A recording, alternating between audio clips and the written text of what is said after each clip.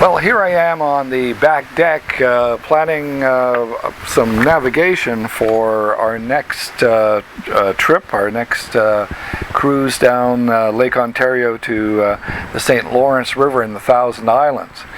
So in this episode, this is all about basic navigation, part 1. Small boat cruising shouldn't just be reserved for the rich. I believe we all should be allowed to take the time to enjoy the adventure. Let's get ready, learn a few necessary skills, find a boat, and take off for the adventures of our lives. I'm Allan Stokell, and this is Budget Boat Cruising. We're just in the planning stages of a cruise up Lake Ontario to the St. Lawrence and the Thousand Islands. The Thousand Islands is this great cruising area between Kingston, Ontario and Brockville, and spans the Canada-US border. There are hundreds of great anchorages and many dozen marinas, so it is a doable, great adventure for anyone, even if you don't have a boat and you have to charter one. Here's a good way to familiarize yourself with the area you're going. You can go online, but I actually prefer these books. Now, this one is called Ports, and it's a great book with lots of info on anchorages, marinas, towns, restaurants, things to see. I'm not quite as crazy about the Waterways Guide, as it's more condensed, but their online presence is awesome. Waterways Guide. Also helpful online is Active Captain. They have online guides and they have reviews of anchorages and interactive charts on their website. They also gave me this great hat.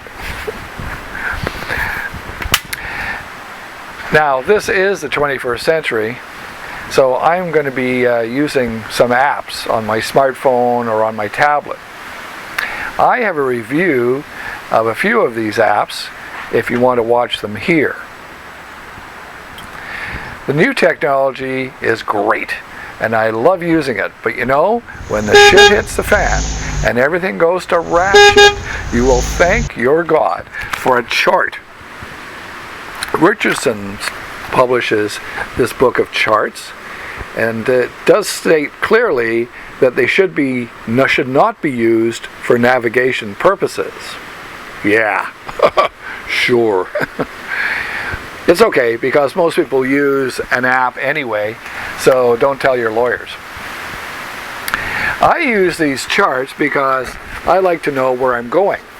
One of the apps may show you a few meters ahead, maybe even a few hundred meters on one of those tiny little screens. But a chart shows you the big picture. Keep that in mind the next time you run aground. I'll give you a couple of examples. I'm going to meet my crew in Gananoque, Ontario. I've already done Lake Ontario down to Wolfe Island, so I know where I'm going there, but not the St. Lawrence. And I see from my chart that there actually is an inside and an outside channel to get to Gananoque, or GAN as we Canadians call it. So I'm taking the inside route, so I really need to know what the markings on these charts are all about.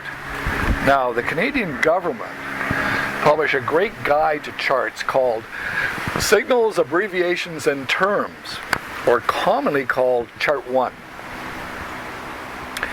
You can get a copy from the Canadian government, or you can get one in a PDF format from me for free.